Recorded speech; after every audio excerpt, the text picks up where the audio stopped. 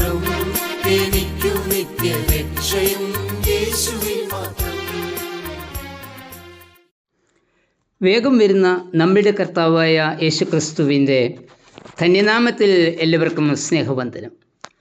ദൈവവചനം കേൾക്കേണ്ടതിന് കൂടി വന്ന പുരുഷാരത്തോട് പത്രോസിൻ്റെ ഒഴിഞ്ഞ പടകിലിരുന്ന് സംസാരിക്കുകയും തുടർന്ന് പത്രോസിൻ്റെ അവസ്ഥ മനസ്സിലാക്കി ഒരു വലിയ മീൻപിടുത്തത്തിന് സഹായിക്കുകയും വലിയ ഒരു നിയോഗത്തിലേക്ക് നയിക്കുകയും ചെയ്ത കർത്താവിൻ്റെ പ്രവൃത്തിയെക്കുറിച്ച് വിശദമാക്കുന്ന തിരുവചനമാണ് ലൂക്കോസ് 5:1-11 വരെയുള്ള വാക്യങ്ങൾ. രാത്രി മുഴുവൻ അധ്വാനിച്ചിട്ടും ഒരു മീൻ പോലും ലഭിക്കാതെ നിരാശരായി പടവ് കരയ്ക്കടിപ്പിച്ച് വല കഴുകി വീടുകളിലേക്ക് പോകുവാൻ തയ്യാറാകുന്ന പത്രോസും കൂട്ടരും. നിരാശരായി നിൽക്കുന്ന ഇവരുടെ അടുക്കിലേക്ക് യേശു ചെല്ലുന്നു. നമ്മുടെ ജീവിതത്തിലും യേശു കടന്നു വരുന്നത് നമ്മുടെ ദുഃഖത്തിൻ്റെയും നിരാശയുടെയും തീവ്രതയിൽ ആയിരിക്കാം. നമ്മുടെ കഷ്ടപ്പാടുകളും വേദനയുമൊക്കെ യേശു നമ്മുടെ ജീവിതത്തിലേക്ക് കടന്നു വരുന്നതിനുള്ള മുഖാന്തരം ആകാം. സറായുടെ ഉപദ്രവം സഹിക്കവയ്യാതെ മരുഭൂമിയിലേക്ക് ഓടിപ്പോയ ഹാഗാറിൻ്റെ അടുക്കിലേക്ക് യഹോവയുടെ ദൂതൻ ചെല്ലുന്നതായി ഉൽപ്പത്തി 16:6-7 വാക്യങ്ങളിൽ വായിക്കുന്നു. എൻ്റെ പ്രാർത്ഥന എന്തുകൊണ്ട് ദൈവം കേൾക്കുന്നില്ല എന്ന് നാം പരാതിപ്പെട്ടേക്കാം. എന്നാൽ കഴിഞ്ഞകാല ജീവിതത്തെ പരിശോധിക്കുമ്പോൾ നമുക്ക് മനസ്സിലാക്കുവാൻ കഴിയും, ദൈവത്തിൻ്റെ ഇടപെടൽ സമയത്തായിരുന്നു എന്ന്. നമുക്ക് ഏറ്റവും ആവശ്യമുള്ള സമയത്താണ് കർത്താവ് നമ്മോട് ഇടപെടുന്നത്. പത്രോസിൻ്റെ പടകിലിരുന്ന് ദൈവജനം കൂടി വന്ന് ജനത്തോട് പറഞ്ഞതിന് ശേഷം യേശു പത്രോസിനോട് പറഞ്ഞു, ആഴത്തിലേക്ക് വലയിറക്കുക. ഈ നിർദ്ദേശം കേട്ട് പത്രോസ് ചിന്തിച്ചിരിക്കാം, മരപ്പണിക്കാരനായ യേശുവിന് കടലിനെക്കുറിച്ച് എന്തറിയാം? എങ്കിലും നിന്റെ വാക്കിന് വലയിറക്കാം എന്ന് പറഞ്ഞ് പത്രോസ് വല ഇറക്കി. കർത്താവിൻ്റെ വാക്കിന് വലയിറക്കിയ പത്രോസ് നമുക്ക് നൽകുന്ന ചില ആലോചനകൾ ഉണ്ട്. ഒന്നാമതായി, പത്രോസ് തൻ്റെ പരാജയം സമ്മതിക്കുന്നു.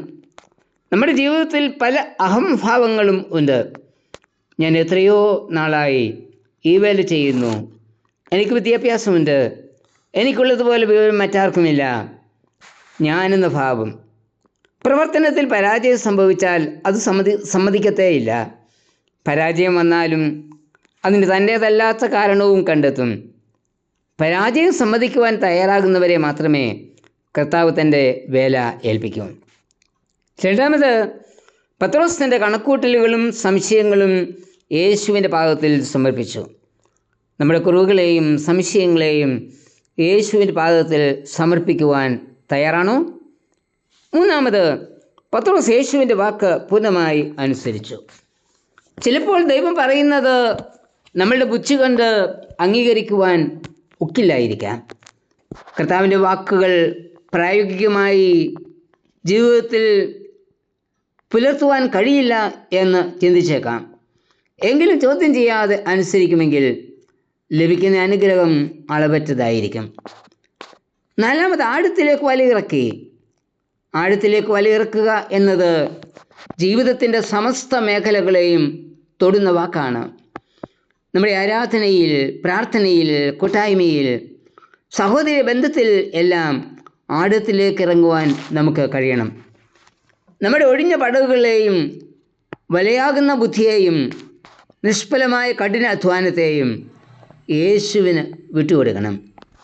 നമ്മുടെ ജീവിത പടവും നാം ഉപയോഗിക്കുന്ന ബുദ്ധിയും ആയിരിക്കണം. അപ്പോൾ മാത്രമേ കർത്താവിൻ്റെ ശക്തിയുടെ വലിപ്പം അറിയുവാൻ നമുക്ക് കഴിയും. പത്രോസ് വിനയാന്യതനായി. അവനിൽ പാപബോധം ഉണ്ടായി. പാപം സംബന്ധിച്ച പത്രോസിന് പുതിയ നിയോഗം ലഭിച്ചു. ഇന്നു മുതൽ നീ മനുഷ്യനെ പിടിക്കുന്നവൻ ആകും. ലൂക്കോസ് 5:10. പത്രോസിൽ കൂടിയാണ് ദൈവം തൻ്റെ സഭയെ പണിതത്. 11-ാം വാക്യത്തിൽ പറയുന്നത്, അവർ എല്ലാം ഉപേക്ഷിച്ച് അവനെ അനുഗമിച്ചു എന്ന. എല്ലാം ഉപേക്ഷിച്ച് അവനെ അനുഗമിക്കുന്നവർക്കാണ് പുതിയ നിയോഗം ലഭിക്കുന്നത്. ഇന്ന് ഈ നിയോഗം തന്നെ കർത്താവ് നമുക്ക് നൽകിയിരിക്കുന്നു. കർത്താവിന് വേണ്ടി മറ്റുള്ളവരെ നേടുക എന്ന നിയോഗം. മറ്റുള്ളവരെ നേടുവാനുള്ള ഏറ്റവും വലിയ വഴി മനഃപൂർവ്വമായി സ്നേഹിക്കുക എന്നത് മാത്രമാണ്. ഇത് വളരെ ബുദ്ധിമുട്ടുള്ള ഒന്നാണ്. എങ്കിലും ദൈവത്തെ സ്നേഹിക്കുന്നത് പോലെ നമ്മളുടെ അയൽക്കാരനെയും സ്നേഹിപ്പാൻ നമുക്ക് കഴിയണം. കൂട്ടുകാരനെ സ്നേഹിക്കുക എന്നത് അവനോടൊപ്പം ആയിത്തീരുക എന്നതാണ്. കൂട്ടുകാരൻ്റെ സന്തോഷത്തിൽ മാത്രമല്ല, അവൻ്റെ വേദനയിൽ, താഴ്ചയിൽ അവനോടൊപ്പം ആയിത്തീരുവാൻ, അവനെ ചേർത്ത് പിടിക്കുവാൻ നമുക്ക് കഴിയണം. ഈ ഭൂമിയിലെ വാസം പൂർത്തീകരിച്ച് എല്ലാവരും മടങ്ങിപ്പോകേണ്ടവരാണ്. മടങ്ങിപ്പോകുന്നതിന് മുൻപ് നാം പാർത്ത ഇടങ്ങളും ചേർത്ത് പിടിച്ച മനുഷ്യരും നാം ഇടപെട്ട കാര്യങ്ങളും കുറച്ചുകൂടി മെച്ചപ്പെട്ട ഇടങ്ങളും മനുഷ്യരും ആയി മാറ്റുവാൻ നമുക്ക് കഴിഞ്ഞിട്ടുണ്ടെങ്കിൽ നാം ഇവിടെ ജീവിച്ചതിന് അർത്ഥമുണ്ടായിരിക്കും. നാം ഇവിടെ ജീവിച്ചിരുന്നു എന്ന് തുടർന്നും ഓർമ്മിക്കപ്പെടും. മറ്റുള്ളവരെ സ്നേഹിതരായി കാണുവാൻ നമുക്ക് കഴിയുന്നുണ്ടോ? മറ്റുള്ളവർ എന്നെ സ്നേഹിച്ചില്ല, മറ്റുള്ളവർ എനിക്ക് വേണ്ടത് ചെയ്തില്ല എന്ന് പരാതി പറയുന്നതിന് പകരം ഞാൻ എത്രമാത്രം മറ്റുള്ളവരെ സ്നേഹിച്ചു, മറ്റുള്ളവരെ കരുതിയിട്ടുണ്ട് എന്ന് ആലോചിക്കുക. മറ്റുള്ളവരെ കേൾക്കുവാനും കൂടെയിരിക്കാനും നമുക്ക് കഴിയുന്നുണ്ടോ? എങ്കിൽ കർത്താവ് നമ്മെ ഏൽപ്പിച്ച നിയോഗം പൂർത്തീകരിച്ചു എന്ന് നമുക്ക് വിശ്വസിക്കാം. കർത്താവേ, നിനക്ക് വേണ്ടി ആത്മാക്കളെ നേടുവാനുള്ള ആത്മശക്തി എനിക്കും തരണമേ. ആമേൻ.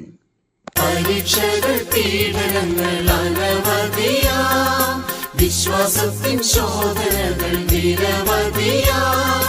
പരീക്ഷകൾ, പീഡനങ്ങൾ അനവധിയാം, വിശ്വാസത്തിൻ ശോധനകൾ നിരവധിയാം.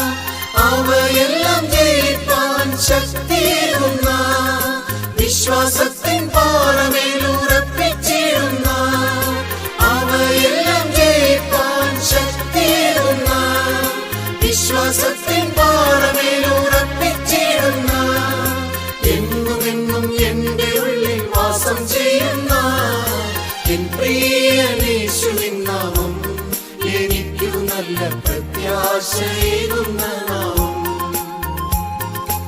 എന്നാശ യേശുവിൽ മാത്രം, എനിക്കു നിത്യരക്ഷയും യേശുവിൽ മാത്രം.